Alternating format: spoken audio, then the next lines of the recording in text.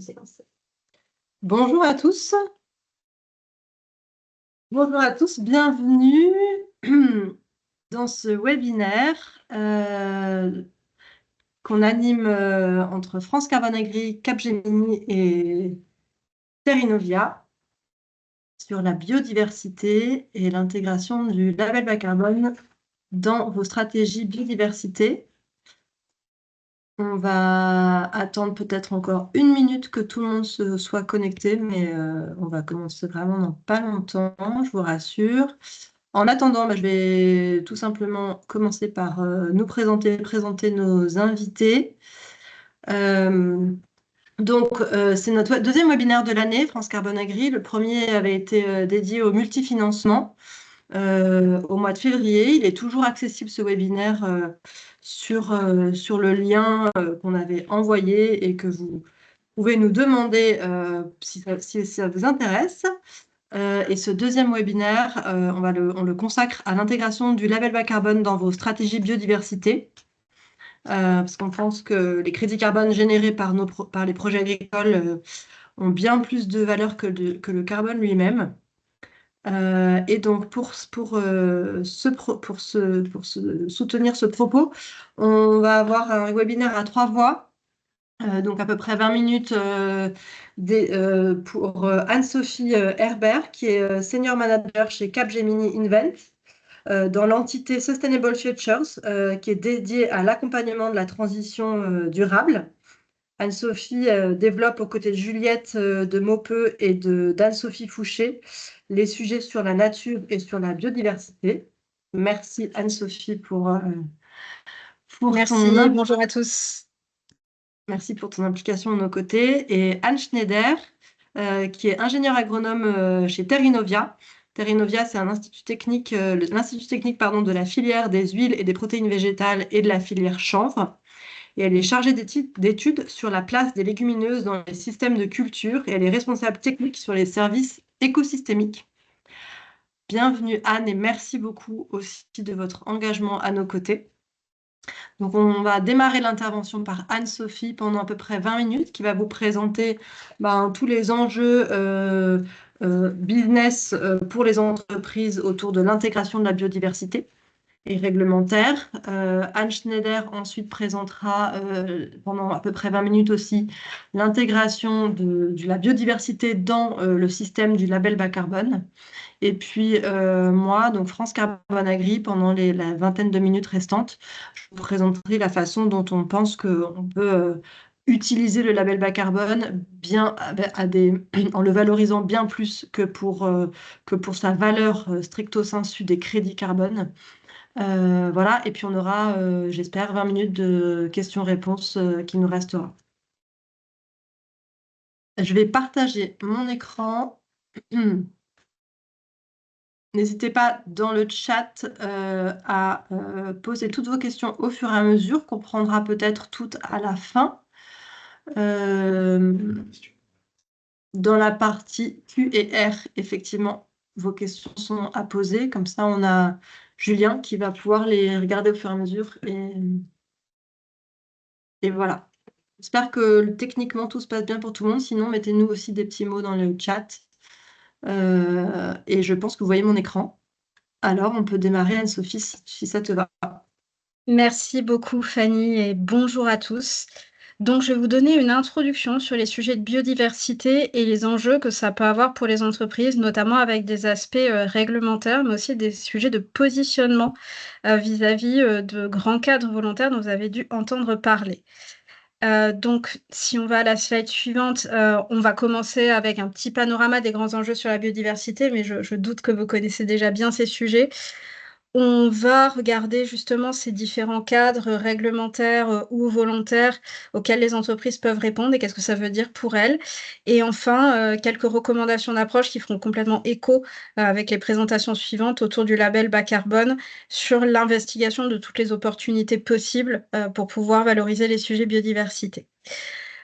Donc, si on passe... Alors, slide suivante, c'est le divider et Ensuite, donc les définitions, juste pour être bien sûr qu'on parle tous des mêmes sujets quand on parle de la biodiversité, c'est bien la variabilité parmi tous les organismes vivants, quels que soient les niveaux.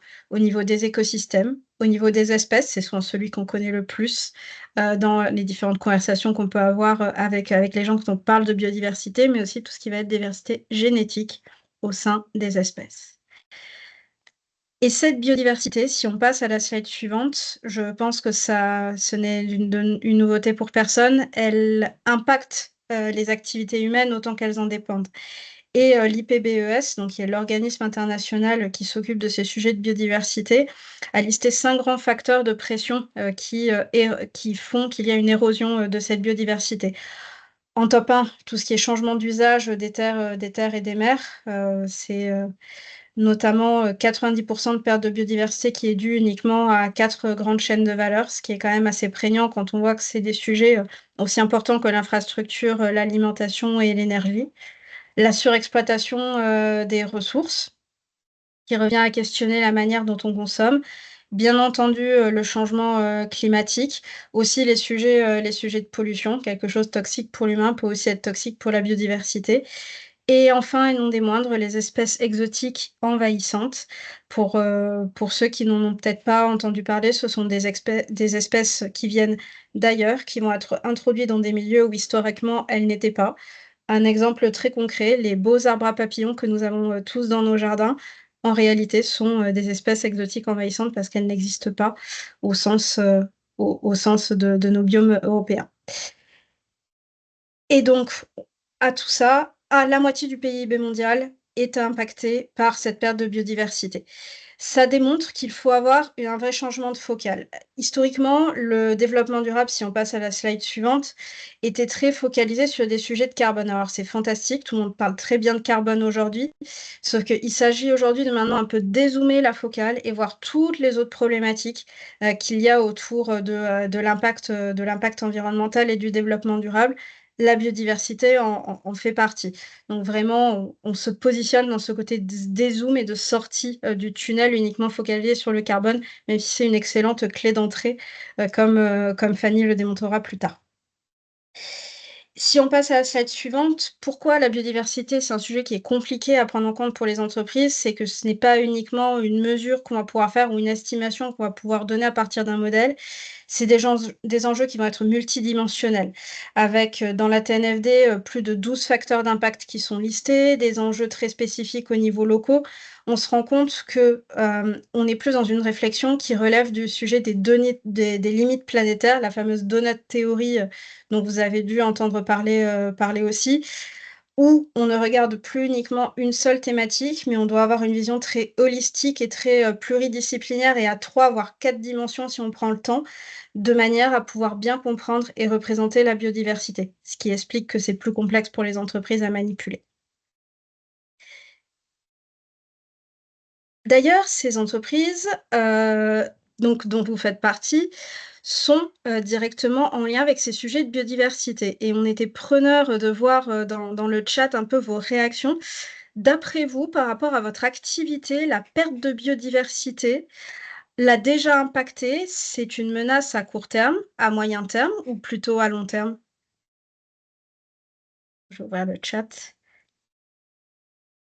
Ah, déjà impactée, ASC, A. Eh oui, hein, c'est effectivement le cas. On se rend compte que la biodiversité, ce n'est pas du tout, un sujet de demain, c'est bel et bien un sujet d'aujourd'hui. Si on passe à la slide suivante, le fait, que c'est un sujet, d'aujourd'hui, c'est que, la société, civile et aussi le législateur, s'en saisit, pardon. La COP16 a donné un très grand signal, avec le déblocage de très grands fonds, qui ont eu lieu cette année, notamment, par la FAO. Et cela vient se doublonner à la fois de cadres volontaires, donc la TNFD et le SBTN, donc c'est ces 2 cadres sur lesquels nous reviendrons derrière et bien entendu, et vous avez dû en entendre parler déjà beaucoup, tout ce qui est taxonomie européenne et CSRD, qui vont obliger les entreprises à agir et à reporter, des choses de plus en plus cadrées autour des sujets de biodiversité. Heu Nous n'aborderons pas, aujourd'hui tout ce qui est plutôt cadres nationaux et régionaux, mais on souhaitait vous les lister ici, pour bien, pointer le fait que ces sujets-là restent très importants, à prendre en compte et sont, notamment, l'une des plus grandes des clés de lecture, des fameuses gestions locales dont je vous parlais, dans la fameuse vision, pluridisciplinaire et multidimension, que l'on peut avoir, de la biodiversité. Si on passe à la slide suivante. Sur ces fameux, cadres, volontaires. Donc la TNFD qui, en anglais, se traduit par Task Force on Nature Related Financial Disclosure. Donc en gros, un plan d'action de manière à pouvoir mieux reporter, sur les sujets de la nature et le SBTN, donc les Science Based Target, Network, avec, tout ce qui est autour de la nature, qui se rapproche en fait des sujets, SBTI que vous avez pu connaître sur le carbone. C'est comment on fait une trajectoire qui est scientifiquement valable et viable par rapport à une thématique de l'environnement. Ces 2 cadres vont permettre aux entreprises d'identifier leurs impacts et dépendances, vis-à-vis de la nature, notamment dans la TNFD, comprendre, des grands concepts, avoir un canevas de manière d'approcher le sujet, mais aussi et surtout et pour moi, c'est un gros sujet qu'il faut que vous reteniez si vous ne le connaissiez pas, de ce webinaire, c'est que pour comprendre ces impacts, risques et dépendances vis-à-vis de la biodiversité, la LEAP Assessment, donc ce cadre d'analyse de manière à identifier les différents risques, impacts, opportunités et dépendances vis-à-vis de la biodiversité, c'est vraiment le meilleur des points et clés d'entrée pour être sûr de bien travailler le sujet de la biodiversité, sans forcément oublier des choses sur le côté. Donc ça, c'est vraiment quelque chose que la plupart des entreprises ont mis en place, on le verra dans les slides suivantes. Sur, le SBTN, on voit que ça reprend à peu près, la même suite que pour la LEAP Assessment, donc sur l'évaluation, la priorisation et les sujets de mesure. Mais ça et je renforce, ce point parce que notamment Fanny va le réaborder. Le SBTN, au-delà du fait de dire, bah, vous devez vous mettre des cibles concrètes, vis-à-vis de la nature et qu'elles soient scientifiquement viables, il faut que vous puissiez agir sur ces sujets-là et donc vous mettre directement dans l'action. Il ne s'agit pas de juste prendre des engagements. Aussi, il va falloir que vous commenciez en tant qu'entreprise à regarder toutes les solutions qui sont à votre disposition, y compris toutes les choses que vous avez déjà, regardées peut-être avec la focale très carbone et en dézoomant un petit peu, qu'il y aurait des liens avec la biodiversité et bien entendu faire des choses que vous pouvez suivre dans le temps. Donc ça, c'était les cadres volontaires qui permettent globalement de bien classifier les choses et bien prendre le sujet, par le bon côté. Ensuite, il y a la fameuse CSRD, donc la réglementation qui oblige les entreprises, aujourd'hui de taille significative et demain, toutes les entreprises à reporter, sur, leur impact environnemental. L'exercice demandé par, cette fameuse CSRD, c'est de faire une analyse de double matérialité, c'est-à-dire savoir quels sont les impacts que j'ai sur le monde et les impacts que le monde a sur moi. Et notamment dans cette analyse de double matérialité, il est possible et il est même fortement probable pour les personnes qui ont une chaîne de valeur amont très basée sur les ressources naturelles, que la biodiversité apparaisse comme un sujet matériel. Et dès lors que ce sujet est matériel, elles vont devoir faire, du reporting dessus.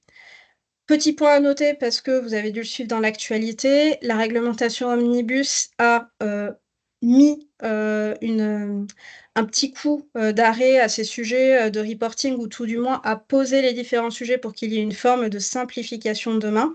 Ce qu'on voit aujourd'hui, c'est que pour les plus grandes entreprises, à part peut-être un léger retravail des différents KPI pour être plus concret et plus, comment dire? Pragmatique, vis-à-vis des sujets à reporter. Il n'en reste pas moins que la dynamique pour pouvoir, reporter, in fine arrivera, donc autant, s'y prendre dès aujourd'hui pour être sûr de faire les choses bien et prendre le temps de les faire. Si on passe à la slide suivante. D'ailleurs, ce qui est intéressant de regarder, c'est comment les entreprises qui ont déjà dû divulguer des sujets autour de la biodiversité l'ont fait. Et on se rend compte que dans les entreprises, on a pris le cas de l'industrie agroalimentaire parce qu'on s'est dit que c'était plutôt quelque chose qui était parlant, que le fameux ESRSE 4, donc celui dédié à la biodiversité, avait été reporté comme matériel par un certain nombre d'entreprises. Près de la moitié ont fait la fameuse Leap Assessment dont je vous parlais, donc c'est-à-dire la méthodologie qui permet, d'évaluer les impacts, risques et dépendances, de manière à pouvoir, bien comprendre le sujet et bien le détourer. Un tiers ont suivi les premières étapes, du SBTN, donc ont commencé un peu les mêmes étapes que celles de la TNFD et un tiers ont suivi les 2 frameworks. Donc on a une vraie mise en action, des entreprises utilisant, des bases de données qui sont publiques comme la base de données Encore, la base de données IBAT et aussi, des outils comme le Water Risk Filter ou même le Biodiversity Risk Filter du WWF qui sont disponibles en ligne. Et 5 sur 7 des entreprises, qu'on a regardées ont déjà pris des engagements et des cibles par rapport à la biodiversité. Donc ce qu'il est intéressant de voir, c'est que, comme vous l'avez dit dans le chat, c'est un sujet d'aujourd'hui et il y a déjà des impacts, issus de la perte de biodiversité. En réalité, c'est un sujet que les entreprises ont parfois du mal à prendre et les différentes actions et les différentes métriques qui peuvent reporter dessus, étant donné qu'elles sont assez complexes et que historiquement, à part certains secteurs d'activité, les entreprises y étaient moins exposées, elles peuvent parfois se sentir un petit peu pas perdues, mais en tout cas, impressionnées face à la quantité, d'informations et de sujets qu'il va falloir traiter. C'est pour ça qu'il est intéressant d'investiguer des outils qui sont déjà en place, qu'on peut pousser plus sous un angle plutôt biodiversité, plutôt que de commencer pour quelque chose qui est complètement nouveau. Et si on passe à la slide suivante. On a plutôt tendance à penser que les sujets de biodiversité, c'est des sujets de soi, de chez soi, de son usine, du lieu où on a une activité, mais en réalité, on se rend compte que c'est le plus souvent son scope 3 et sa chaîne de valeur amont qui va avoir le plus grand des impacts sur la biodiversité. Vous avez encore ici, l'exemple de l'agroalimentaire. Ou quand on regarde les différents facteurs de pression de l'IPBES que je vous avais présenté au début, on se rend compte qu'effectivement, en moyenne, pour une entreprise de l'agroalimentaire, il va y avoir des expositions plus ou moins fortes à certains facteurs de pression. Mais quand on regarde sa chaîne de valeur amont, c'est-à-dire toutes les ressources naturelles que l'industrie de l'agroalimentaire va acheter et consommer de manière à pouvoir, produire leurs produits, ben, en fait, ce sont, impactent 4 à 5 des pressions existantes, sur la biodiversité. Donc que dans la réflexion au global à avoir sur ce sujet de biodiversité, il faut regarder chez soi, mais il faut aussi regarder sa chaîne de valeur et travailler avec ses fournisseurs. Si on passe à la slide suivante. Donc nous avions encore une petite question, pour vous. Si vous avez déjà mis en place, des cibles sur des sujets de biodiversité dans votre entreprise, d'après vous, quels sont les principaux freins auxquels vous avez été confrontés? Là, je vois A, B, C, A et B, donc manque d'indicateurs clairs, des manques d'outils.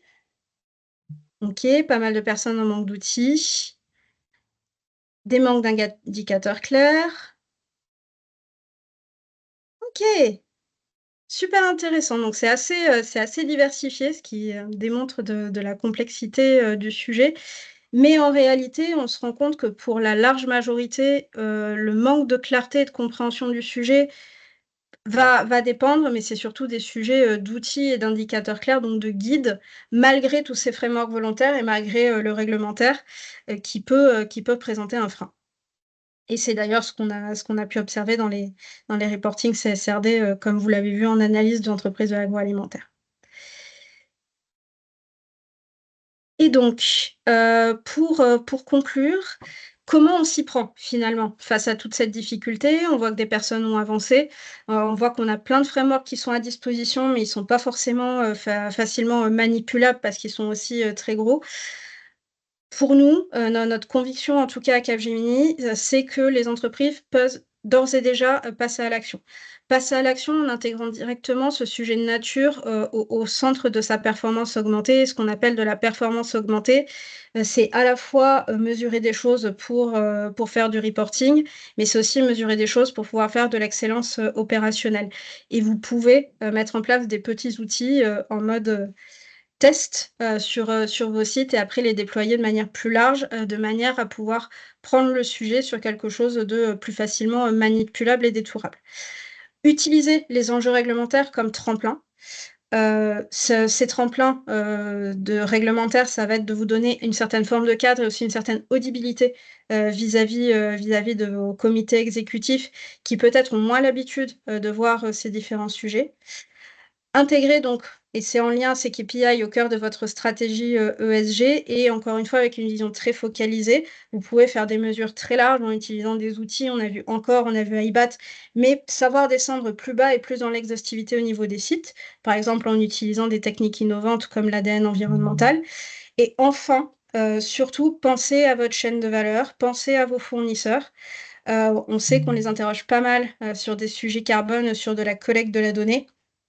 Peut-être ce serait intéressant de pouvoir ouvrir à d'autres sujets. On parle de la biodiversité ici. N'oublions pas le sujet de l'eau, qui est aussi un autre sujet de développement durable très important à piloter dans le temps et qui d'ailleurs est en lien, en étant facteur de pression sur la biodiversité. Je vous remercie beaucoup pour cette petite présentation introductive. Merci beaucoup, Anne-Sophie. Merci infiniment. Je vous invite peut-être, pendant que Anne reprend la main pour partager ces slides, à mettre vos questions, si vous en avez, sur le Q&A dès maintenant pour Anne-Sophie. Comme ça, elle a le temps de pouvoir les regarder pendant nos présentations respectives à Anne et moi voilà, et y répondre. Anne, je vous laisse. Est-ce que vous arrivez à reprendre la main sur Bonjour. l'écran? Bonjour. Oui, bonjour à tous. Donc je partage mon écran. Est-ce que vous le voyez déjà? Ouais. Je vais entre-temps, bonjour à tous. Merci aux organisateurs pour l'invitation. Donc Anne Schneider, donc Terrinovia, comme ça a été mentionné. Ah, ça se projette pas encore, le voilà. Et donc, les organisateurs m'avaient demandé de présenter en fait ce qu'on faisait par rapport à la biodiversité dans le cadre d'une méthode du label bas carbone. Donc, je travaille à Terrinovia, mais je travaille également, je suis membre du comité de rédaction de la méthode label bas carbone Grande Culture. Donc, je vais vous prendre l'exemple de cette méthode-là, puisque c'est celle dans laquelle je travaille, même si je vous reparlerai du label bas carbone dans son ensemble. Donc, c'est pour vous introduire la notion du co-bénéfice biodiversité que l'on essaye de développer plus amplement dans la méthode de label bas carbone Grande Culture. Donc, dans un premier temps, je voulais rappeler ici qu'est-ce que c'était en fait le label bas carbone. Donc, c'est un cadre français de certification climatique volontaire pour des projets qui voudraient viser l'atténuation du changement climatique et donc la participation à l'effort en disant j'applique une série de leviers pendant la durée de mon projet et je vois la différence des émissions de gaz à effet de serre et du stockage de carbone qui sont liées à ce que j'ai fait par rapport à si je n'avais rien fait.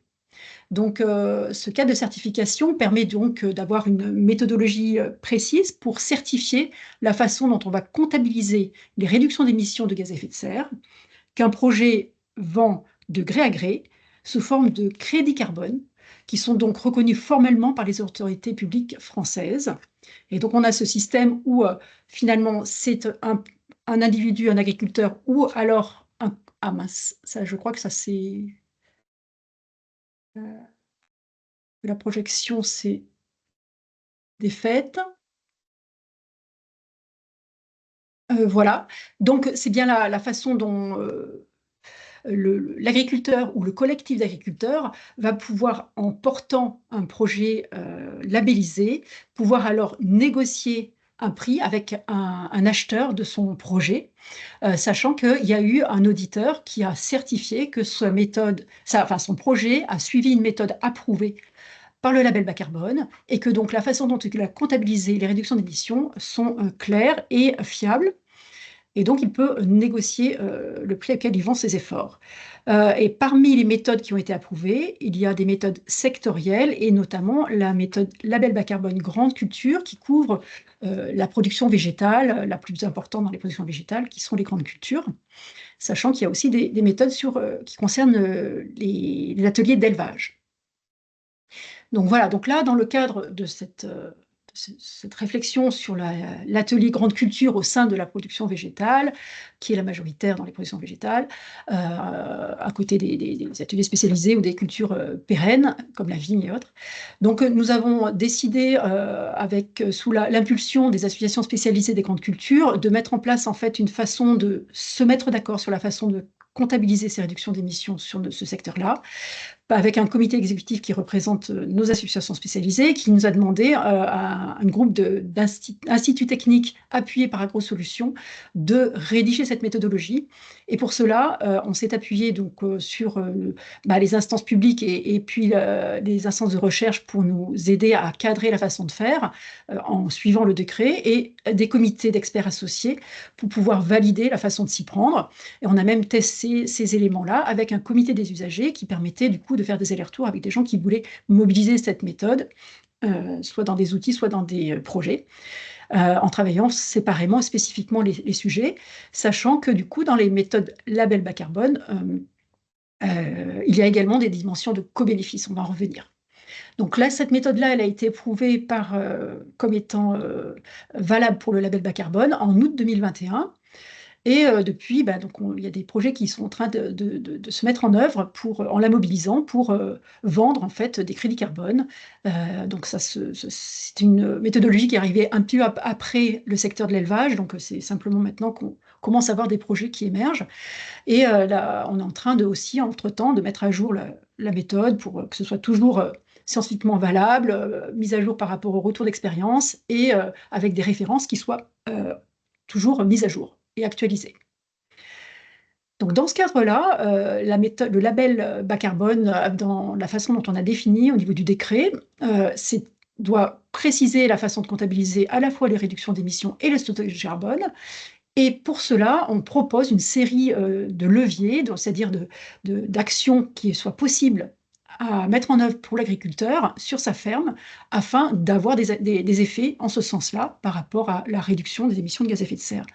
Et dans le cas des grandes cultures, on sait qu'il faut surtout agir sur la fertilisation azotée des cultures et sur le choix des cultures qui sont plus ou moins soit fixatrices d'azote, soit moins gourmandes en azote. Et d'autre part, il faut essayer de faire le maximum de choses pour avoir du retour de matière au sol, que ce soit les résidus des cultures ou des couverts, ou l'apport de produits résiduaires organiques. Donc ensuite, l'ensemble des leviers, on les a explicités, puis on a montré comment est-ce qu'on peut suivre leur effet. Et l'agriculteur, ou le collectif d'agriculteurs décidera, selon son diagnostic initial, qu'est-ce qu'il peut faire sur sa ferme pour pouvoir avoir une action. Et dans le cadre de ce projet label bas carbone, il est demandé d'avoir aussi des grilles d'analyse pour pouvoir vérifier si on a fait des efforts pour le carbone, est-ce qu'il y a des impacts négatifs par ailleurs sur d'autres dimensions de l'environnement ou autres dimensions même économiques, et est-ce qu'il y a aussi éventuellement des bénéfices additionnels au fait de réduire les gaz à effet de serre, donc de contribuer à l'atténuation du changement climatique. Donc c'est dans ce cadre-là de réflexion de co-bénéfices et d'impact négatifs possibles qu'on a dans la méthode une partie qui complète ces sujets-là, en donnant des façons de s'y prendre pour regarder sur ce secteur-là quelle serait la pression sur les ressources et la qualité de l'air et des eaux liées aux actions menées pour faire la diminution pour avoir des réductions d'émissions. Et on regarde également qu'est-ce que ça fait sur la biodiversité et qu'est-ce que ça fait sur des impacts socio-économiques. Donc nous avons proposé une grille avec une série d'indicateurs et de méthodologies pour essayer de suivre ceci. Et donc en fait, l'idée effectivement est que pour nous, la biodiversité est importante, sachant que l'agriculture est dans un monde ouvert et que du coup, l'interaction des pratiques agricoles pour une production végétale, ici c'est une production végétale, ça peut être aussi pour une production animale, en quoi il y a une interaction avec la biodiversité, en quoi la biodiversité peut être soit maintenue, soit favorisée par des actions que l'on mènerait, qui soient mobilisées pour l'atténuation ou éventuellement associées à des leviers d'atténuation pour pouvoir favoriser le fait qu'on maintient ou qu'on augmente la biodiversité. Donc Anne-Sophie a déjà défini ce que c'était que la biodiversité, hein, c'est vraiment effectivement la diversité du vivant à toutes les échelles. Donc on passe, voilà, c'est à la fois la faune et la flore sauvage, petites ou grandes, les insectes volants ou rampants, et tout ce qui est en souterrain. La biodiversité souterraine aussi est très importante, surtout quand on travaille sur la production végétale, en interaction avec le sol. Donc, l'ensemble de ces compartiments doivent être regardés. C'est ça qui n'est pas facile, puisqu'en fait, ils dépendent aussi de tout ce qui entoure la production végétale et les ateliers grande culture, et pas uniquement les parcelles sur lesquelles on va produire la matière première. Donc, ça sera dépendant également du contexte et du paysage. Et donc, c'est pour ça qu'on a essayé de voir qu'est-ce que, déjà, en faisant des leviers d'atténuation, quels sont les impacts possibles sur la biodiversité et quelles sont éventuellement la façon de mettre en œuvre les leviers pour qu'on maintienne ou qu'on favorise la biodiversité. Et qu'est-ce que c'est de faire quelque chose qui favorise la biodiversité? On a bien l'information comme quoi les paysages qui sont favorables à la biodiversité, c'est généralement un paysage hétérogène à la fois par sa composition, son contenu, et à la fois par sa figuration, c'est-à-dire l'organisation des éléments qui la composent. Donc, plus on a en fait des linéaires importants entre des habitats différents, plus ça sera favorable pour la circulation des êtres vivants, etc. Donc, ce n'est pas simplement le contenu, les cultures et la façon dont on les cultive, mais ça peut être aussi l'agencement et l'interaction avec le paysage ambiant. Et donc, les infrastructures agroécologiques sont aussi importantes à prendre en compte, et les milieux semi-naturels qui peuvent être agencés autour des parcelles agricoles. Donc, qu'est-ce qu'il faut essayer de faire? Pour favoriser la biodiversité dans la production agricole, il faut essayer de donner à la fois le gîte et le couvert à ce monde vivant. Et l'idée, c'est à la fois de donner le gîte, c'est-à-dire des abris et des sites de reproduction ou d'hivernage, et du couvert, c'est-à-dire des ressources alimentaires. Donc, il faut qu'elles soient les ressources alimentaires, qu'il faut qu'elles soient suffisamment grandes, mais diversifiées, et qu'elles arrivent aussi au bon moment lorsque la cible, la communauté de ce monde vivant en a besoin. Et elles sont toutes différentes, donc c'est ça qui n'est pas simple, c'est qu'en fait, la diversité du monde vivant fait que les interactions que l'on a avec elles peuvent être variables. Et donc, il faut essayer de voir, comprendre ce qu'on peut faire et ce qu'on ne peut pas faire. Mais dans les productions végétales, l'apport de nectar, de pollen, de graines, de parties vertes qui sont des sources pour à la fois l'ensemble de ces communautés vivantes, et en particulier les insectes, parce qu'on sait qu'ils ont un rôle clé en fait dans tous les écosystèmes, qui sont eux-mêmes des ressources pour les vertébrés, et qu'on sait que si les insectes sont présents, c'est aussi qu'il y a des ressources, et puis ils ont une interaction forte avec le souterrain également. Donc, voilà, il faut essayer d'arriver à avoir des actions qui vont dans ce sens-là, protection et augmentation du gîte et du couvert pour le monde vivant. Et du coup, dans l'agriculture et de la production végétale, on pense que la façon de mettre en œuvre les leviers d'atténuation dans les grandes cultures peut permettre de préserver, voire de favoriser cette biodiversité. Que ce soit, du coup, quand on a parlé de donner des ressources, selon les cultures que l'on va choisir, elles vont être plus ou moins sources de nectar et de pollen. Si on a des couverts végétaux en interculture, on peut aussi protéger le sol. Et puis, si on essaye de limiter les pratiques qui permettent qui incitent à perturber le monde souterrain ou le monde aérien ou la nidification, c'est aussi des choses qu'il faut prendre en compte. Et il y a tout l'agencement aussi des parcelles, essayer de les faire plus ou moins grandes, et puis avec l'agencement, avec les haies, les parties d'interculture et les bandes enherbées, etc.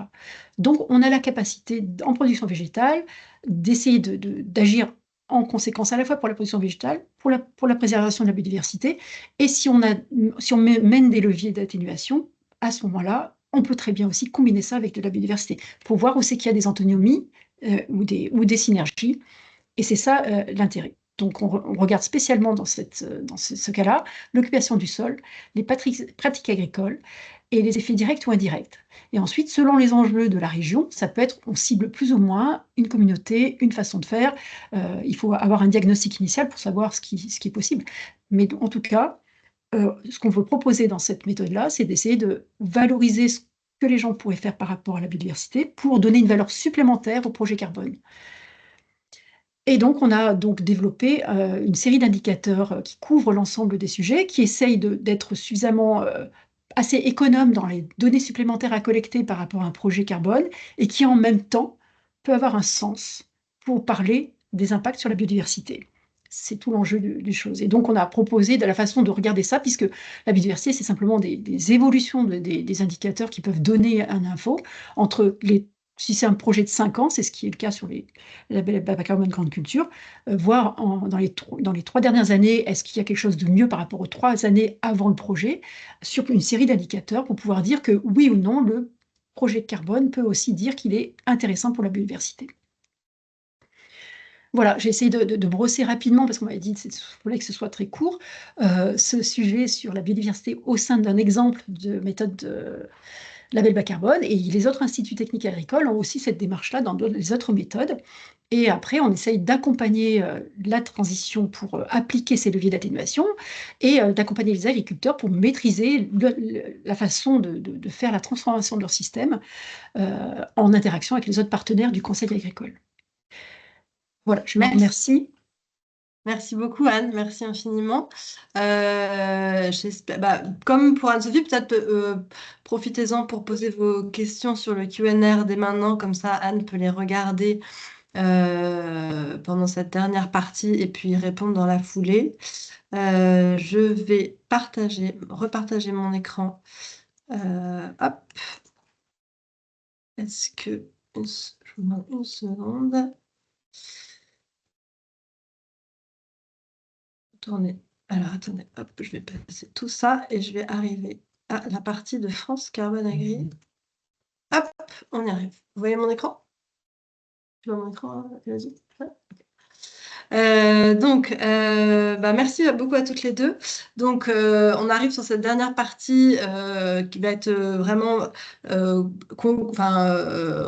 est de plus en plus concret et sur les possibilités d'action des entreprises, et notamment, je vais vous parler des projets de France Carbone Agri. Donc, on a vu avec Anne-Sophie, juste un mini récapitulatif, on a vu avec Anne-Sophie que sur la biodiversité, les standards ne restreignent pas les stratégies d'action des entreprises et permettent aux entreprises la valorisation dans leur reporting extra-financier de projets à la fois qu'elles auraient pu monter elles-mêmes, mais aussi de projets qu'elles peuvent monter en partenariat ou qu'elles peuvent soutenir financièrement. Et qu'elles peuvent aussi valoriser des projets qui soient potentiellement en dehors de leur site et en dehors de leur chaîne de valeur. On a vu avec Anne que la biodiversité est donc déjà bien intégrée et mesurée dans les projets label bas carbone agricole. Et France Carbone Agri, juste pour vous redonner quelques chiffres, donc aujourd'hui, on a 3000 agriculteurs engagés avec France Carbone Agri sur des projets de label bas carbone qui durent, comme l'a rappelé Anne, 5 ans, sur des méthodes élevage et sur des méthodes grande culture. On a une couverture géographique très forte, donc on trouve très facilement des projets à moins de 100 km des sites de nos contributeurs. C'est des projets dont les contributeurs donc, deviennent le bénéficiaire par le truchement du crédit carbone. Je voyais une question sur le Q&A, la différence entre crédit carbone et contribution carbone. Donc, on est bien d'accord que ces projets carbone génèrent des crédits carbone et que les entreprises vont pouvoir utiliser et acquérir à des fins de contribution carbone. Donc, c'est la petite différence de vocabulaire. Vous me direz si c'est plus clair comme ça ou pas. Et puis, on a des projets, donc ce sont des projets qui adressent vraiment de multiples enjeux, comme on va le voir un peu dans la suite, et des projets résolument humains, puisqu'on est vraiment, donc on touche à des exploitations sur le territoire francilien d'agriculteurs, d'agricultrices qui ont besoin d'appui financier pour mettre en place la transition agricole de leur ferme. Et en cela, on a vraiment des histoires et des besoins humains à chaque fois derrière chacun de nos projets. Je vais vous donner, en 4 slides, je vais essayer de vous brosser, de vous donner un peu plus de concret et de vous donner une idée des projets qu'on mène.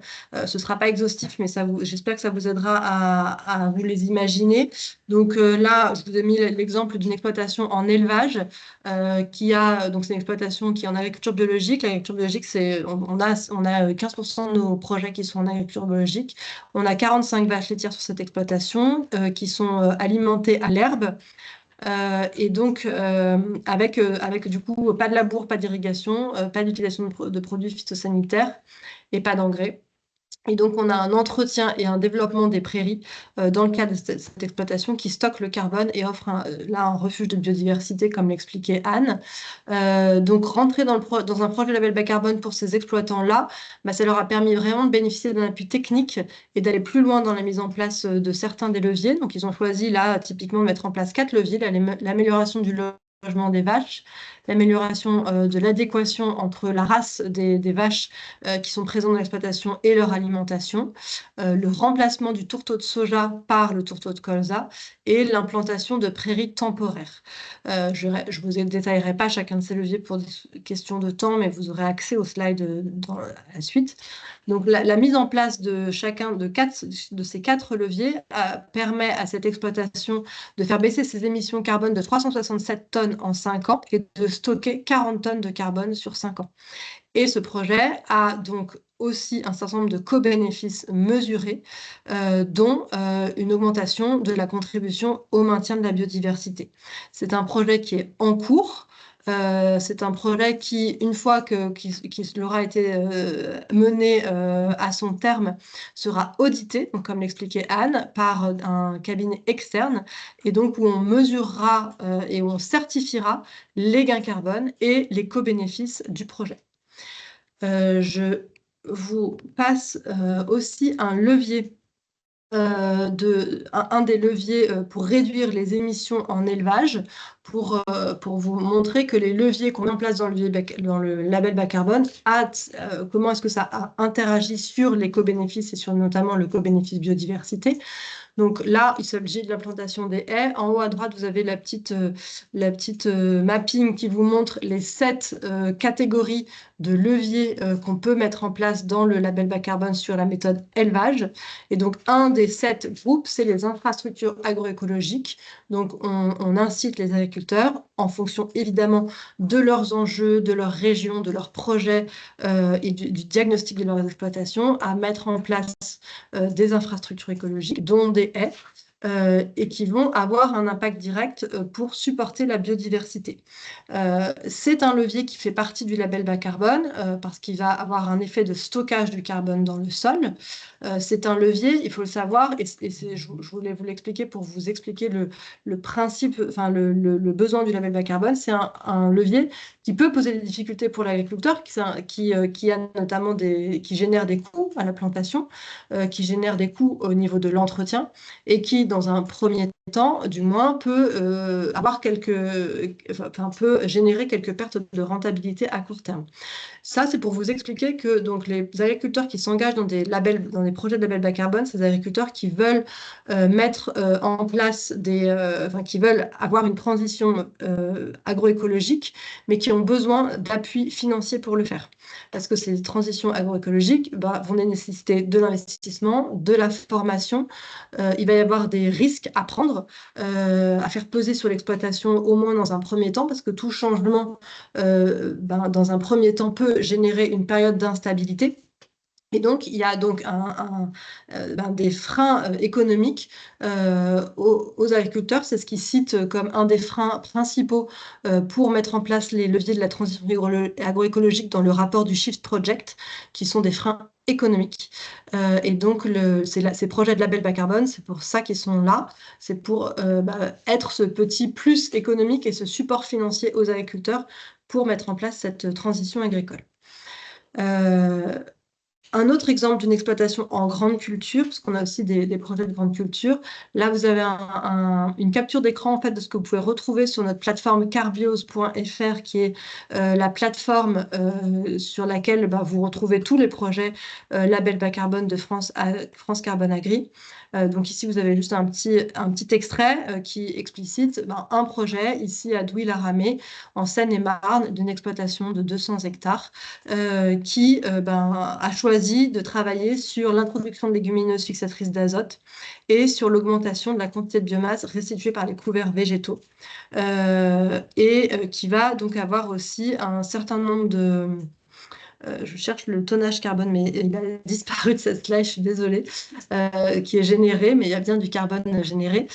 Et donc un certain nombre de co-bénéfices aussi qui vont venir de la mise en place de ces 2 leviers que cet exploitant a choisi de développer.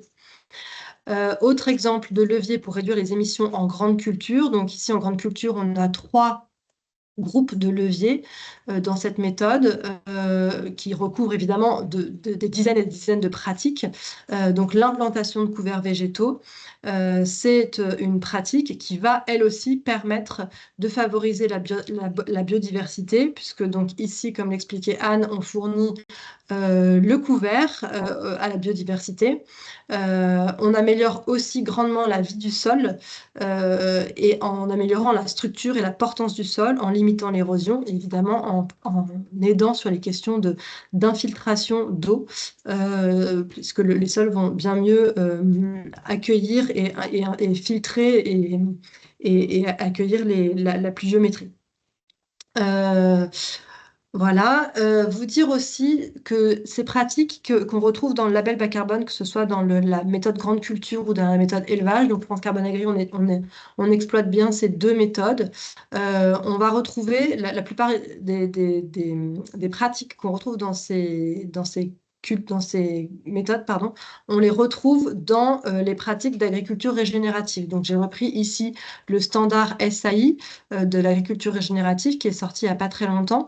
Et avec les petites tiques, là, j'ai noté toutes les pratiques qui font référence dans ce référentiel et qu'on retrouve dans nos méthodes grande culture et élevage. Donc, on a vraiment des pratiques qui sont très proches et on peut dire vraiment que le label bas carbone est un premier pas vers l'agriculture régénérative sans souci. Les impacts mesurés des projets de France Carbone Agri. Donc, vous avez ici 4 figures pour nos 4 appels à projets. On a fonctionné donc depuis ces dernières années avec des appels à projets pour accueillir les candidatures des différents agriculteurs. Donc, à chaque fois, vous avez le nombre d'agriculteurs engagés chez nous, leur surface agricole moyenne, le nombre de vaches, si c'est de l'élevage moyen, les dates de début et de fin des projets. Donc, vous voyez que notre premier appel à projet touche à sa fin et donc les projets arrivent en fin de projet. Là, en 2025, ils vont être bientôt audités et les crédits carbone vont être certifiés. Et les 3 appels à projets suivants sont donc toujours en cours avec des fins qui arrivent en 2026-2028. À chaque fois, donc, on a des gains carbone évidemment forts qui peuvent représenter entre 10 et 20% des bilans carbone des fermes. Et puis, on retrouve à chaque fois donc, des co-bénéfices mesurés et démontrés, donc, avec plutôt une augmentation d'ailleurs des co-bénéfices au fur et à mesure de nos appels à projets, avec des méthodes qui ont évolué évidemment au fil de temps, qui se sont renforcées, qui sont de plus en plus robustes. Et puis, certainement des conseillers techniques qui ont été mieux rodés et avec du coup ces co-bénéfices qui sont mieux intégrés de la part des agriculteurs de plus en plus. On retrouve là, avec la biodiversité qu'on retrouve à peu près partout dans tous ces appels à projets.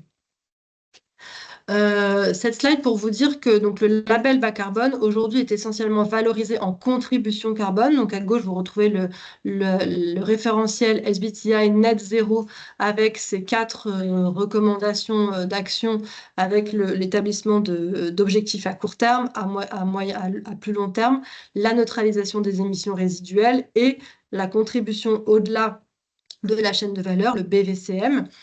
Vous avez peut-être vu que le SBTi vient de publier une nouvelle version qui est en consultation publique où la contribution carbone, le Beyond Value Chain, va être mieux valorisée pour les entreprises qui en font. Et donc, c'est dans ce cadre-là que, là je vous ai mis 2 exemples à droite de contributeurs, c'est dans ce cadre-là que les contributeurs achètent des crédits carbone de manière à contribuer à cet effort global de réduction carbone au niveau mondial, au-delà de leur propre chaîne de valeur et vraiment dans une dimension de contribution à un effort mondial. Donc Ecomiam, typiquement, le fait, et donc je vous ai mis l'exemple de la façon dont il le valorise ici sur son site internet, je crois. Le Festival de Cannes le fait annuellement aussi avec ici une forme de contribution de la part de ces festivaliers, ce que fait d'ailleurs aussi Ecomium en proposant à ses clients dans un rayon promotionnel de participer en partie à l'effort que l'entreprise fait avec voilà, ces deux exemples-là. Et donc aujourd'hui, c'est vrai que ces projets qui sont menés et qui sont financés par nos contributeurs sont vraiment valorisés pour leur carbone, alors que nous, on considère que la valeur est bien plus forte, puisque ces projets vont effectivement participer à la lutte contre le changement climatique. Ils vont aussi décarboner le scope 3 de ces contributeurs s'ils ont de l'agriculture dans leur chaîne de valeur. Mais c'est des projets qui vont aussi soutenir la biodiversité. Ce sont des projets de territoire, puisque ça va vraiment permettre, bien souvent, nos contributeurs choisissent leur rayon d'action et ont la possibilité de choisir de contribuer à des fermes qui sont vraiment très proches de leur site, qui peuvent aller potentiellement visiter. Et donc, ils ont vraiment ce lien territorial et ce rapprochement du territoire qui est là. Ce sont des projets qui soutiennent nos agriculteurs et qui soutiennent l'agriculture française dans sa résilience. Et quand on connaît les problématiques de l'agriculture aujourd'hui, on se rend bien compte que c'est important pour eux. Et c'est des projets qui souvent donnent sens aux salariés, puisque par exemple pour des entreprises dont la chaîne de valeur peut être assez difficile à comprendre de la part des salariés, et cette contribution carbone par les projets agricoles territoriaux visitables par les salariés peut donner un sens concret, terrain, palpable, qui parlera à tous. Donc, nous, on pense que les projets de France Carbone Agri peuvent répondre à certains de vos enjeux, en tout cas de votre stratégie de biodiversité. C'est des actions qui sont menées sur un secteur extrêmement déterminant pour le maintien de la biodiversité. L'agriculture est réputée comme un des secteurs avec un impact anthropique le plus fort sur la biodiversité, notamment en Europe de l'Ouest. Donc c'est un secteur très impactant pour la biodiversité, mais aussi très impacté par la baisse de biodiversité, avec des baisses de rendement qui peuvent venir de cette perte de biodiversité.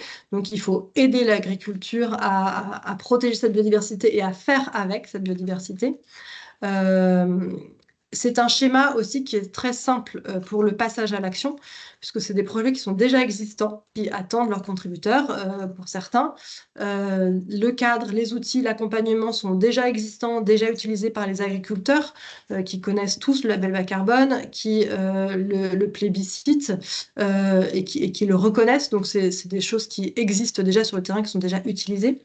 C'est un cadre d'action robuste puisque les méthodes ont été construites, donc, comme vous l'a expliqué Anne, par les instituts techniques qui sont reconnus par l'État.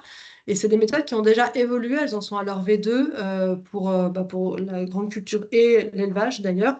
Donc c'est des méthodes qui ont déjà un certain nombre d'années d'expérience qui ont pu profiter de leur courbe d'apprentissage.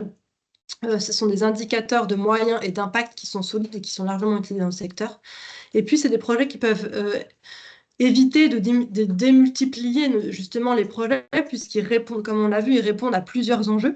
Et donc par le soutien de ces projets, on peut adresser différents enjeux, le carbone, la biodiversité, des enjeux sociétaux sur le soutien à l'agriculture, au territoire. Et donc, ça peut permettre de faire d'une pierre plusieurs coups et d'éviter des multiplications d'investissements dans des projets. Donc, c'est des projets à la croisée des chemins, donc que vous ayez des stratégies d'agriculture régénérative, d'entreprise régénérative, que vous ayez des plans d'action sur la réduction de l'empreinte carbone ou sur la contribution carbone. Le label bas carbone, qui sont ces projets de territoire, peuvent vraiment permettre de rassembler et de rassembler ces deux dimensions. Voilà. Et les approches possibles qu'on voit, si soit vous avez en tant qu'entreprise une bonne cohérence vous observez une bonne cohérence entre votre stratégie d'impact biodiversité et les indicateurs biodiversité du label bas carbone, auquel cas vous pouvez vous inscrire vraiment dans le cadre existant, en soutenant des projets existants ou en nous demandant un recrutement spécifique dans une chaîne de valeur spécifique ou dans un territoire spécifique sur lequel vous souhaitez vous inscrire. Soit votre stratégie d'impact, vous observez qu'elle a quelques spécificités qui ne sont pas présentes dans le label bas carbone et vous pensez qu'il y a besoin d'enrichir ces indicateurs et ces informations, ces données qui sont collectées dans le cadre des projets. Et auquel cas, on peut créer et gérer des projets label bas carbone enrichis, un peu sur mesure. On a les outils pour ça. On a un outil qui s'appelle Agri Project Management qui est connecté, qui se connecte à différents outils dans les fermes de mesure du carbone et de mesure des indicateurs de biodiversité. Et on peut travailler des projets à façon sur une base label bas carbone, mais en l'enrichissant si c'est nécessaire. Voilà, on a un guide complet qui peut éventuellement vous intéresser, que vous pouvez nous demander, qui explicite tous les indicateurs biodiversité du label bas carbone, avec la description, le mode de calcul, les interprétations des résultats, sur lesquels on est passé vraiment très vite aujourd'hui. Donc, n'hésitez pas à nous demander ce guide qu'on peut vous envoyer si ça vous intéresse. Et voilà, et donc est venu le temps des réactions et des questions, si vous le souhaitez. Sachant que, donc n'hésitez pas à nous poser toutes les questions qui vous taraudent, sachant qu'après ce webinaire, on aimerait vous envoyer un sondage pour savoir si vous seriez intéressé pour qu'en fait on vous interviewe sur savoir si ça vous intéresse de parler des bénéfices biodiversité des projets label bas carbone que vous soutenez, par exemple. Ou alors, qu'est-ce qui aurait du sens dans votre stratégie, dans votre reporting biodiversité, qui ferait sens par rapport au label bas carbone, et si vous identifiez des risques potentiels à traiter. Voilà, donc ce petit sondage post-webinaire pour mieux comprendre vos besoins, vos interrogations éventuelles, et du coup qu'on puisse continuer à construire notre offre de valeur sur le sujet. Voilà. Cette part. Ouais. Des questions qui nous semblent intéressantes de répondre en live. Ouais. Est-ce que Julien, je te laisse le micro si tu veux.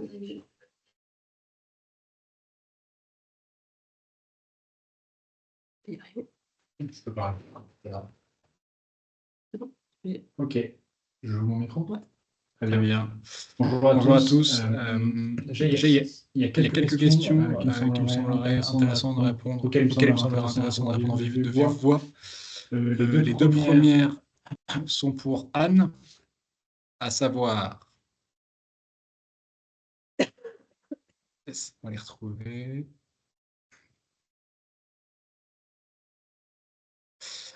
Concrètement, donc là, on parle de la méthode label bas carbone et des bénéfices biodiversité. Il y a une question qui était concrètement comment ces actions peuvent être évaluées et mises en place. Et il y a une seconde question qui était les indicateurs permettent de faire un état des lieux. Comment est évaluée, valorisée la progression? Est-ce que Anne, tu pourrais répondre à ça, s'il te plaît? Oui. Redis-moi la première. Anne, vous êtes en mute. J'ai activé mon micro là. J'ai activé mon micro, c'est bon? Anne, tu es en mute. Pourtant non, j'ai activé. On ne t'entend pas. Je vous entends, moi, Anne. Oui. Apparemment, il y a certains qui ne vous entendent. Alors pourtant, vous m'entendez pas? On t'entend. Si. Vas-y. Bon. Pardon. Donc, pour la deuxième, j'étais en train de répondre, puis ça, effectivement, bien sûr que c'est une évolution, et donc, en fait, les indicateurs sont appliqués sur 3 ans en fin de projet et comparés à ce qu'ils ont donné sur les 3 ans avant le projet. Donc, on regarde bien une tendance, une évolution sur des indicateurs appliqués à 2 périodes différentes. Et la première question, tu es mute cette fois-ci, je crois. Oui, et la première question, c'était comment concrètement est-ce que ces actions peuvent être évaluées et mises en place? Et ben, en fait, c'est donc pendant le label, ben, c'est comme pour les leviers d'atténuation, pendant le projet, sont collectées des données sur les années antérieures au projet, qui est le scénario de référence.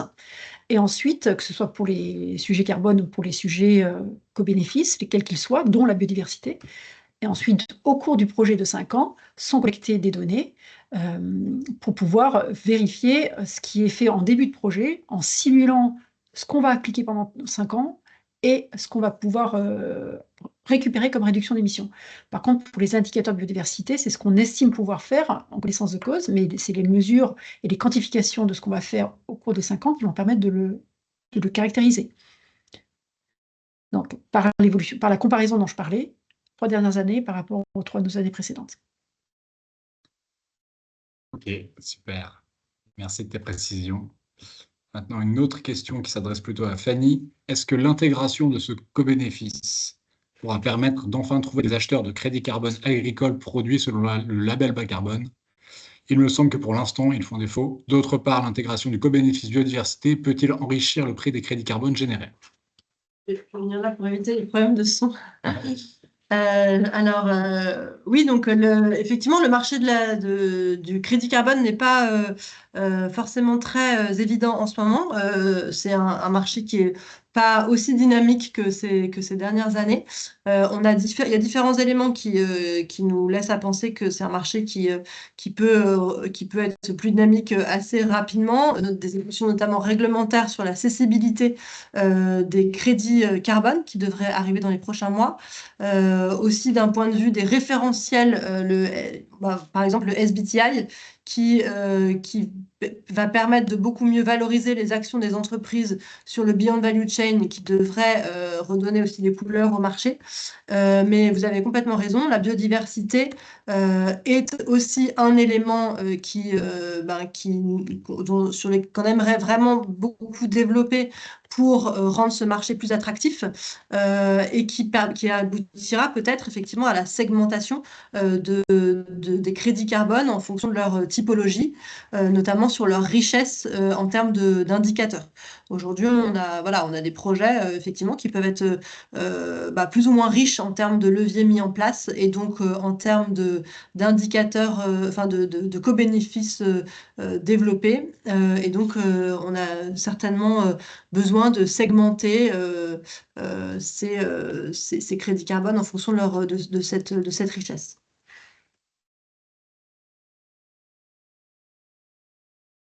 Super. On a une question sur...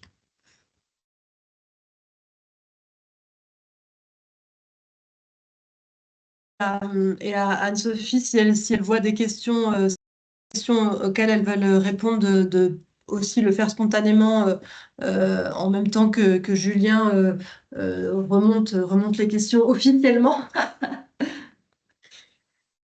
Oui, j'ai déjà répondu à une question qui était dans le Q&R sur comment en fait les entreprises choisissent parmi tous les frameworks qui leur sont disponibles pour faire leur stratégie biodiversité. Et ce que je répondais, c'est que ça va dépendre en fait de la maturité de l'entreprise et d'où est-ce qu'elle part. Les grands frameworks ne donnant pas forcément n'ayant pas forcément les mêmes objectifs.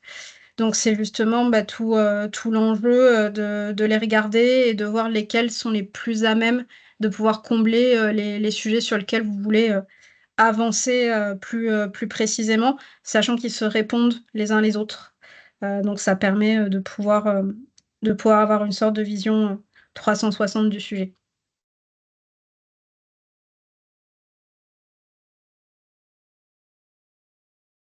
Carbone Agri et Grande Culture, donc on est vraiment sur deux méthodes. En fait, la méthode Grande Culture traite de toutes les exploitations qui sont principalement installées en grande culture et la méthode Carbone Agri est faite pour les exploitations qui sont principalement en élevage, polyculture élevage, qui ont aussi des cultures de vente, mais dont l'activité principale est sur l'élevage. Donc c'est la différence entre ces deux méthodes. Oui, puis par ailleurs, il y avait des questions justement sur les indicateurs biodiversité des deux côtés. Je mentionnais bien, je crois que j'ai répondu, mais c'est vrai qu'il y en a dans le QR, dans le chat et le QR. Je répondais qu'en fait, la méthode d'élevage, donc Carbone Agri, a également des indicateurs biodiversité. Donc, quand ils sont similaires, leur périmètre n'est pas tout à fait le même, donc il y a des choses qui sont différentes. Par contre, quand c'est des indicateurs qui relèvent du même sujet, on a essayé d'être convergents, bien sûr, et donc on a des travaux inter-instituts qui permettent de travailler ensemble les indicateurs et les référencements pour les mettre à jour, quoi. Donc oui, Biotex, par exemple, leurs travaux qui avaient été faits à un certain moment, on l'a mobilisé, on les a mis à jour ensemble, etc. Donc il y a des convergences quand c'est possible.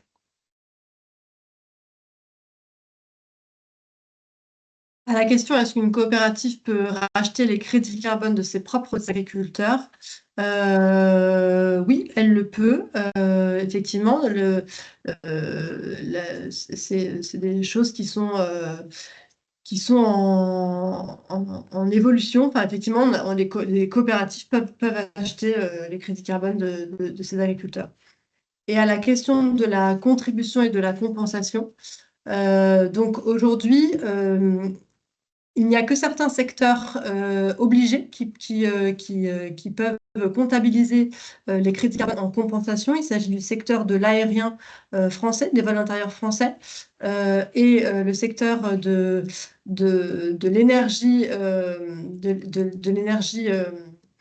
à charbon, sur les 2 centrales à charbon qui ont été réactivées en France post-Covid. Ces 2 secteurs sont obligés de compenser, de compenser leurs émissions carbone et donc d'acheter des crédits carbone à hauteur de leurs émissions.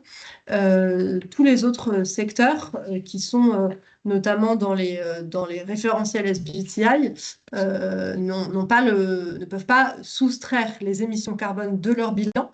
C'est pour ça qu'on parle maintenant de contribution et pas de compensation, puisqu'on est vraiment sur une contribution au-delà de sa chaîne de valeur et pas dans sa chaîne de valeur. Voilà. Celle-ci, là. Comment le cadre européen de certification d'absorption de carbone tient-il compte de...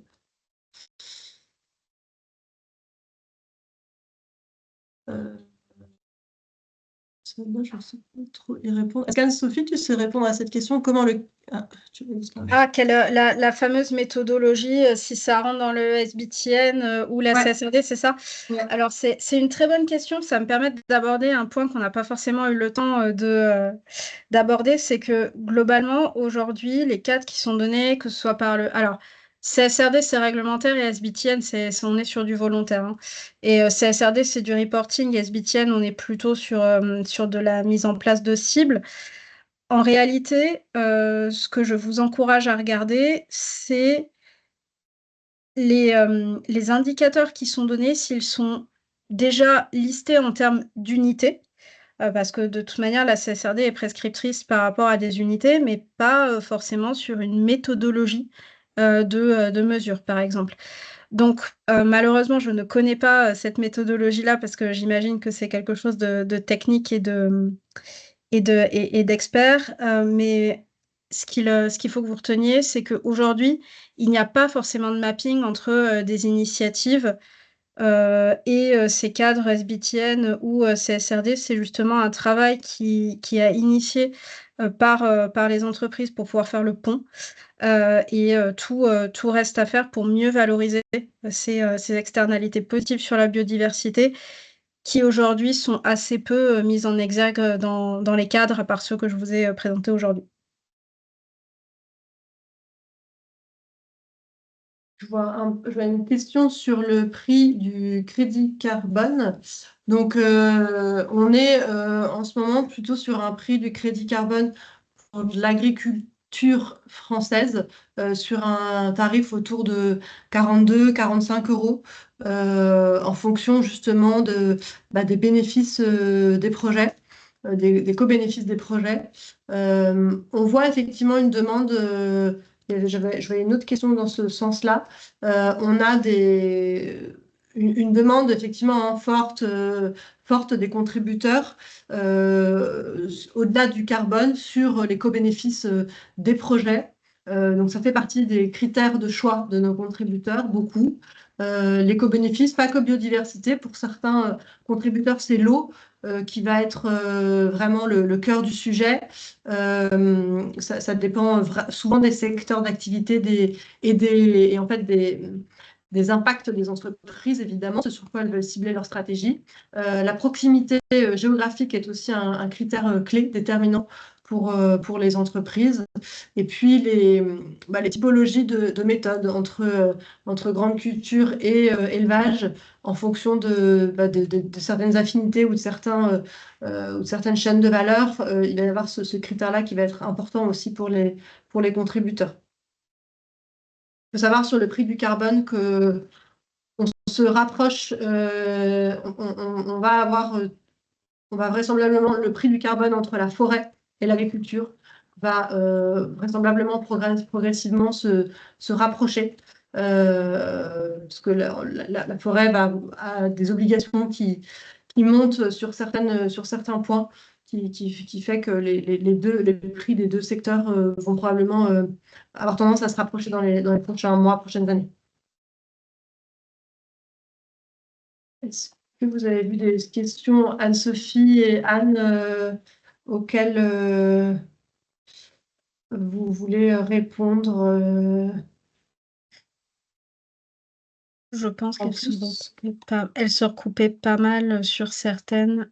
Ah, je vois une nouvelle qui vient d'apparaître.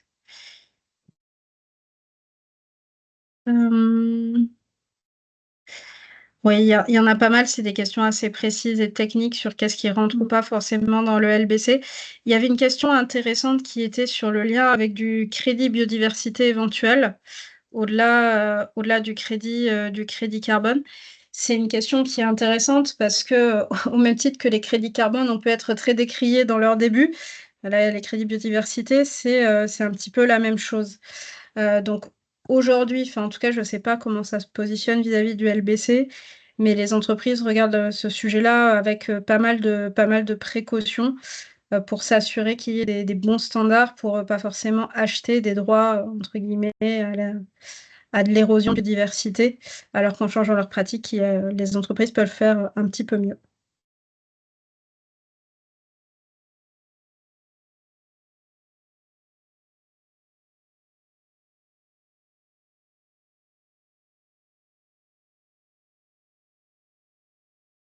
Ouais, j'essaie de répondre moi sur des sujets un peu techniques là, je n'ai pas compris là, pas d'engrais. Alors j'étais en train de répondre. Oui, pas d'engrais, en fait, c'est sur l'exemple Ça, que j'ai c'est- donné, je pense, sur l'exemple que j'ai donné sur l'exploitation d'agriculture biologique. Bah, en fait, Oui, je précisais là en fait, qu'en fait, de toute manière, nous, nos leviers, c'est des réductions d'émissions et donc les réductions de doses, les changements de forme.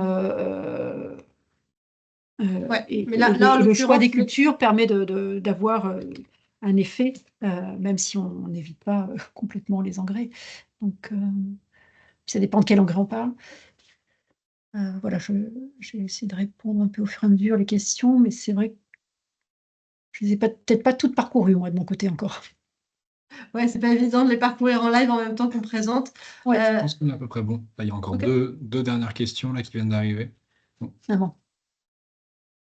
Bah alors, si tu peux les poser, du coup, ce sera peut-être Non, plus simple. Parce que des fois, je ne sais pas si c'est dans le chat. Alors, ouais. Avez-vous une estimation du surcoût en grande culture d'une agriculture agroécologique?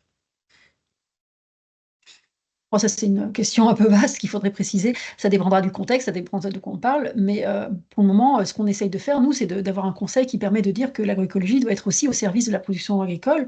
C'est-à-dire qu'en fait, il y a des processus naturels qui peuvent être positifs et qu'on n'exploite peut-être pas assez. Ce que je disais sur, par exemple, l'azote, bah, des fois, effectivement, rien que une bonne réflexion, une bonne compréhension des flux azotés au sein des cultures pour essayer d'éviter que ce soit perdu, ça permet de réduire les doses azotées sans obligatoirement avoir une moindre efficacité de production.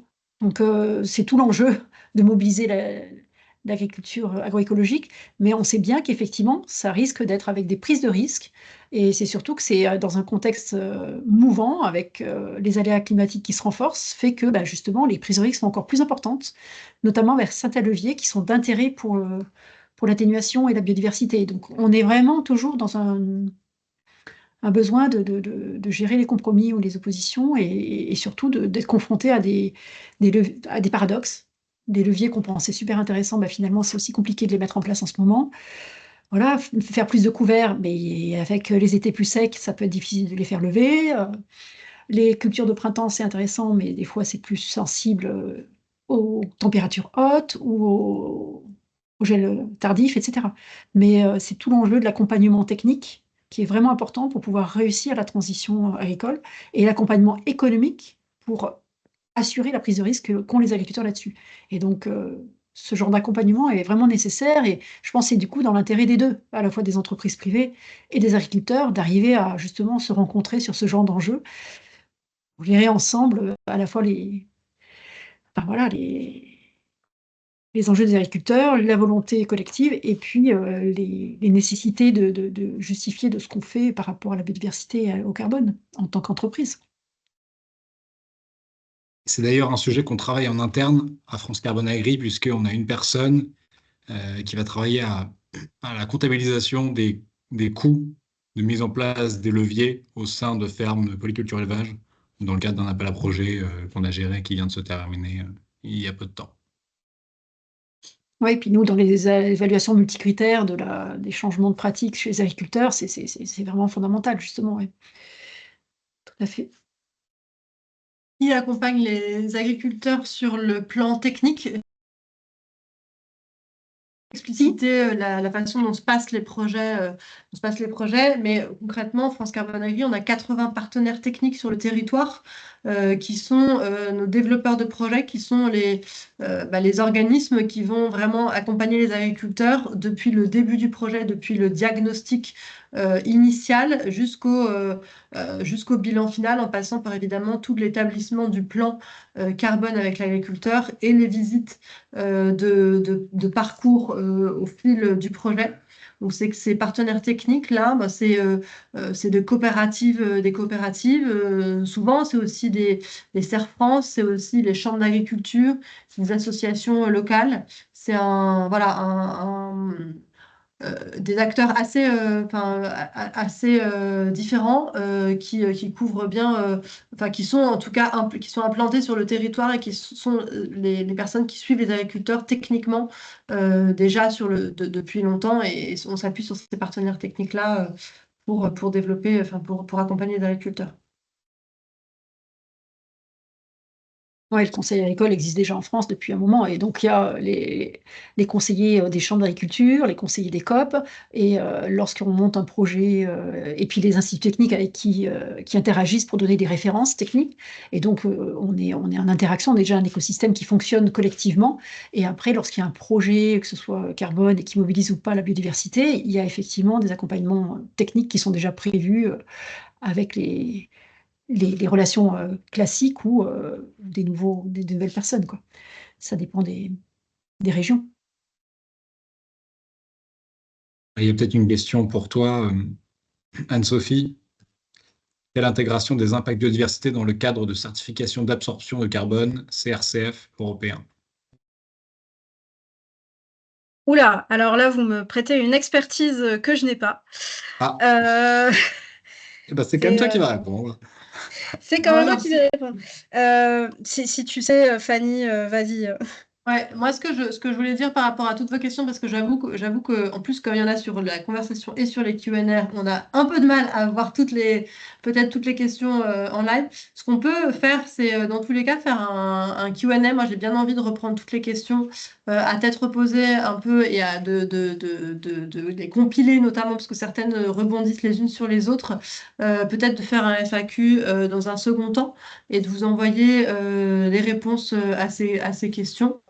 Je pense que ce sera peut-être la méthode la plus simple pour être sûr de capter toutes vos questions. Si ça... Et peut-être un point, parce que là, je vois du lien biodiversité avec du crédit carbone qui va au-delà de la discussion sur le LBC. C'est vrai qu'au-delà de la valorisation d'une externalité, c'est des sujets plus de réhabilitation de biodiversité commencent à devenir intéressants avec justement du financement de séquestration carbone et des sujets autour du carbone. Donc en fait, je pense que plutôt que de le voir sous l'angle de dire la biodiversité en co-bénéfice, on va peut-être voir arriver des sujets biodiversité qui vont avoir un co-bénéfice carbone, notamment sur des sujets financiers, qui vont permettre derrière de pouvoir financer des sujets à forte valeur biodiversité. Donc je pense qu'il ne faut pas oublier que c'est 2 côtés d'une même pièce et qu'il faut bien l'avoir en tête, notamment quand vous lancez, des projets de réhabilitation, qui vont restructurer des sols aussi. Super. On s'arrête là dans ce cas? Ouais, moi je pense que je prendrais bien les questions plutôt à tête reposée et en vous envoyant un FAQ. Et puis n'hésitez pas surtout si on ne répond pas à toutes vos questions, à nous continuer à nous interroger sur le sujet. On se fera, voilà, ce sera vraiment un plaisir d'essayer de répondre à toutes vos questions. Merci beaucoup. Merci beaucoup. Merci à tous. Merci aux intervenants et Ouais. merci à tous pour votre écoute. Au revoir. Et Bonne à journée, au bientôt. Merci, au revoir.